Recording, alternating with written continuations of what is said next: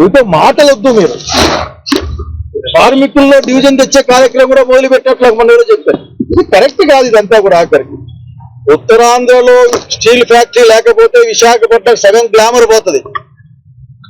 రేపో రేపో రేపో మాపో పోర్టు కూడా పక్కన పడేసిన అంటే ఇంక పూర్తి గ్లామర్ పోతుంది. ఆల్రెడీ పక్కకి వెళ్ళిపోయింది కదా. కనుక మిత్రులారా, నేను అందరి పెద్దవాళ్ళు కూడా కోరుతా ఉన్నాను, దీన్ని ఎడ్యుకేట్ చేయలేదని కాదు, మరింతగా అడగాల్సిన అవసరం ఉన్నది, మరింతగా చెప్పాల్సిన అవసరం ఉంది. 2-3 రోజులు చూసా నేను. అదేదో విపరీతమైన కరుణ, దయ, అసలుకి చేతికి ఎముక లేదు, 11,440 కోట్లు ఇచ్చేశారు, అందులో ఈక్విటీకి ఇంక 1000 రూపాయలు ఏం చేయలేదు. ఈక్విటీకి అది 1000 కోట్లు. ఇది VRS లో కొద్ది డబ్బులు పోతాయి, అప్పులు కొద్ది వడ్డీలు కడతారు, ఇంకేం మిగులుతుంది? మా సైడ్ ఒక పంచాయతీ ఉంటది. 1000 రూపాయలు అవసరం ఉన్న చోట 500 ఇచ్చి 500కి మన కొంప కూర షూరిటీ పెట్టుకుని ఈ 500 కట్టలేదు కాబట్టి ఆ 1000 రూపాయలు కట్టలేదు కాబట్టి దీన్ని లాక్కోండి అని చెప్తారు. కనుక అటువంటి కార్యక్రమం ఏమో నాకు అనుమానంగా ఉంది. కనుక బీజేపీ లేదు, తెలుగుదేశం లేదు, వైసీపీ లేదు, కాంగ్రెస్ లేదు, అన్ని రాజకీయ పార్టీలు ఏకకంఠంతో ఐక్యం కావాల్సిన అవసరం ఉంది. మరొకసారి అటువంటి ప్రయత్నాన్ని గట్టిగా చేయాల్సిందిగా నేను పోరాట కమిటీని కోరుతా ఉన్నాను. నిజంగా మీరు అప్రిషియబుల్.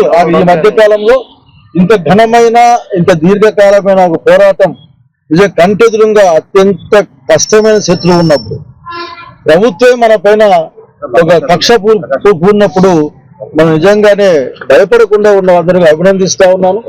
వారికి నా యొక్క నమస్కారం తెలియజేస్తా ఉన్నాను.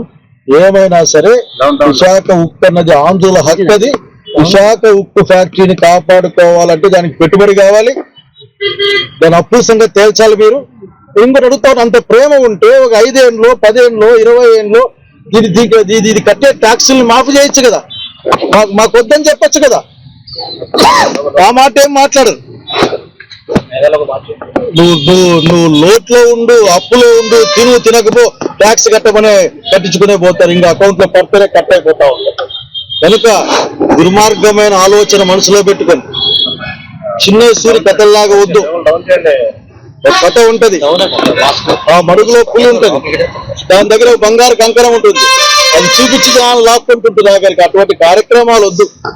నిజాయితీగా పనిచేయమని ఈ ప్రాంతంలో పుట్టినందుకు వేరే ప్రాంతాల నుంచి ఈ ప్రాంతంలో రాజకీయ ప్రాతినిధ్యం ఇస్తున్న వాళ్ళకు కూడా కోరొకటే, మీరందరూ కలిసి ఈ విశాఖ ఉక్కు ఫ్యాక్టరీని, స్టీల్ ప్లాంట్ ని కాపాడాలి. దానికోసం మీరు పోరాటం చేయాలి. ఖచ్చితంగా మీకు రాష్ట్ర వ్యాప్తంగా మా శక్తి మేరకు వ్యక్తిగతంగాను పార్టీ పరంగా కూడా ఒక Don't forget to like, subscribe and share the videos.